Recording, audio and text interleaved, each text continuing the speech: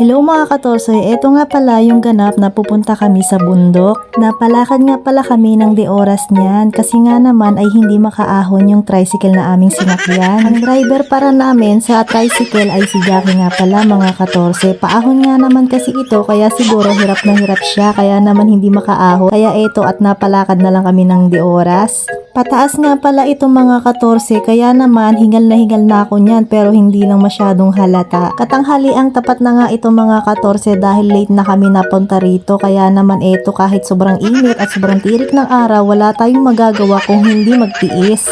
Ang kasama ko palang naglalakad mga katorse ay yung pamangkin ko. Yan nga pala yung anak ng ate ko. Siya nga pala yung panganay na anak. Eto nga at malapit na kami sa aming pupuntahan. Tapos kung makikita nyo pala mga katorse, napakaganda nga pala ng view dito. Mataas nga pala yung lugar na kinaroroonan natin ngayon.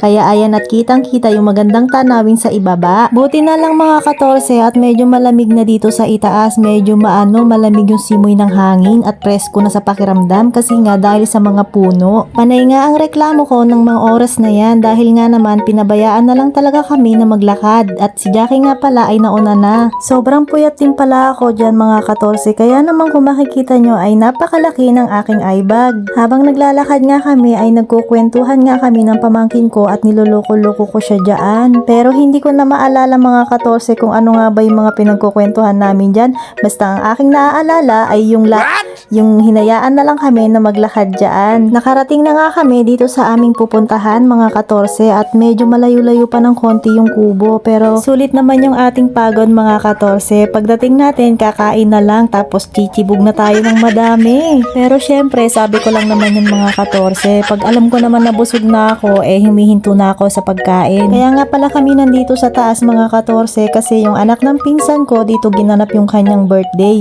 At eto nga pala natanong ko yung papaya medyo maniba na kaya naman kukunin ko na to. Buti na lang mga katorse at mababa lang yung papaya kaya naman abot na abot ko na hindi ko na kailangan ng sungkit or tumungtong pa. Ito talaga ang kagandahan mga katorse pag meron kang tanim. Pag meron kang tanim, meron kang aanihin.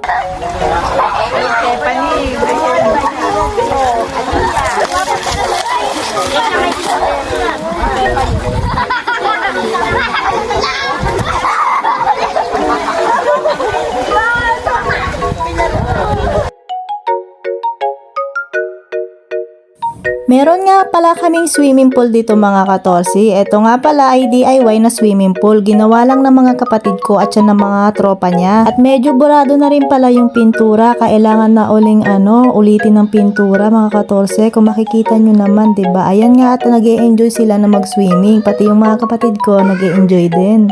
Sobrang lakas nga ng hangin ng mga oras na yan. Kung makikita nyo naman sa mga dahon ng puno.